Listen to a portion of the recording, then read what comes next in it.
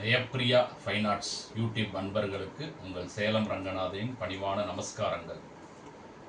அதாவது இந்த இசையில் நம்ம ஒரு லெவல் வரணும் அப்படின்னா அதுக்கு வந்து ப்ராசஸை கரெக்டாக நம்ம ப்ராக்டிஸ்லேருந்தே அதை கொண்டு வரணும்.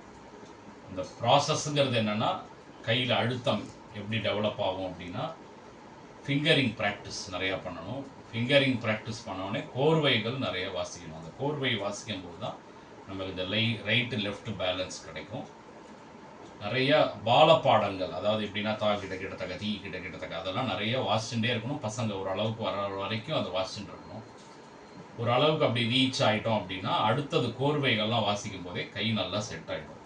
பட் நிறைய பேர் என்ன பண்ணுறாங்கன்னா இந்த ப்ராசஸை கரெக்டாக பண்ணாதனால அவள் கை வந்து ஒரு இந்த தேய்ச்சி வாசிக்கிறான்னு சொல்லுவாள், தேயல்னு சொல்லுவார் எங்கள் வாத்தியார். ஸோ அந்த மாதிரி தேசல் வந்து இருக்கவே கூடாது. அது காரணம் என்னென்னா ப்ராக்டிஸ் பண்ணும்போது நமக்கு நாமே ஸ்ட்ரிக்டாக இருக்கிறது கிடையாது. அதனால் நீங்கள் எல்லாமே இந்த டிப்ஸை எடுத்துக்கோங்க. பால பாடங்கள் யாரெல்லாம் ஆரம்ப பாடலில் இருக்காங்களோ அவெல்லாம் முதல்லேருந்து வாசிச்சுட்டு வரணும். நீங்கள் எந்த வாத்தியார்ட்ட வேணால் கற்றுக்கலாம்.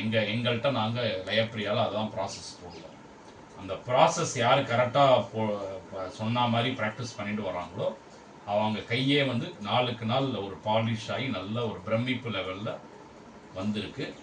அது எங்களால் நிரூபணமே பண்ண முடியும். அதனால் நீங்கள் எல்லோரும் ஒரு ப்ராசஸோடு ப்ராக்டிஸ் பண்ணணும்னு இந்த எபிசோடில் உங்களை தாழ்மையாக கேட்டுக்கிறேன். வரிசையாக என்னென்ன எபிசோடில் நான் நிறையா உங்களுக்கு சில டிப்ஸ்லாம் கொடுக்குறேன்.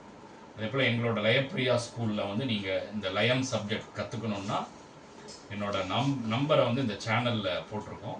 நீங்கள் இதை சப்ஸ்கிரைப் பண்ணி நீங்கள் என்னோட நம்பருக்கு தொடர்பு கொண்டேன்னா முறைப்படி ட்ரைனிங் நாங்கள் கொடுக்கறதுக்கு லயப்பிரியா ஃபைன் ஆர்ட்ஸ் காத்துட்டுருக்கு. நன்றி, நமஸ்காரம்.